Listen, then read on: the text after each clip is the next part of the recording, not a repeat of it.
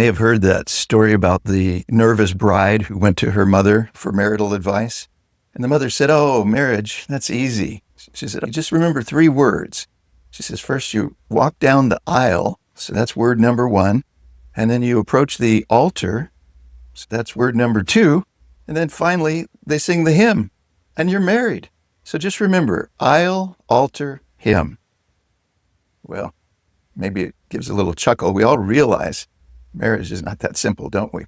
But this idea of changing people that's mocked in that little story, I'll change him or I'll change her, that idea is alive and well. But that's dangerous. And why is that? It's because we can't change other people. You and I can barely change ourselves. And why is that? Why can we not change other people? It's because change happens because of desire. You have to want to change.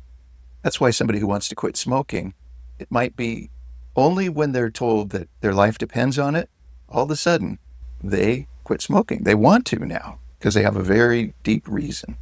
And of course, we've heard that we need to have a strong enough why in order to do whatever it is that we want to do. So remember, you can't make anybody else desire anything. And just think about it, if you could, what would that mean for the sales profession? I mean, if salesmen could actually make their prospects want their product. See, we know that is not the way it is.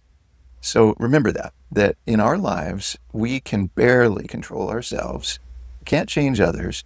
And when it comes to personal change, the goals we set, they have to be goals that we really want to achieve, or else our goals fall flat. So rule number one is do not go into anything with the idea that you're going to change the other party. Not into a marriage, not into a partnership. Don't form a volleyball team. And think about it like this. If you wanted to put together a band and there was a musician that was just phenomenal, let's say a great lead guitar player, but he's a narcissist with a huge ego, it's the character problem that you cannot change that will break up the band. It'd be better to find somebody with great character and then maybe help them with their skills. In fact, that's the way the corporate world works today. They've learned that hiring people based on skills alone and hoping to change their character is not likely to work. So hire the people that have the character, then teach them the skills. So what does that mean, though? It doesn't mean that we exclude people or that we're going to leave people out. The second point, after agreeing not to change people, point number two is accept people and accept them the way they are. That doesn't mean they're always going to be that way, but our influence over them goes way up when they sense that we love and accept them. So as much as we may want somebody to be different, focus on the things that we have in common and provide acceptance. And of course, that doesn't mean that you should marry them or bring them into your personal affairs. It doesn't necessarily mean you should hire them, but accepting people is the right thing to do.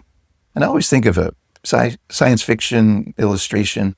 If you or I were in another galaxy somewhere and we hadn't seen humans for a long time, and then we ran across somebody from Earth, we would be so happy to see that person. And we wouldn't really care too much about their idiosyncrasies or their preferences or their character. We'd just be so happy to see a fellow human.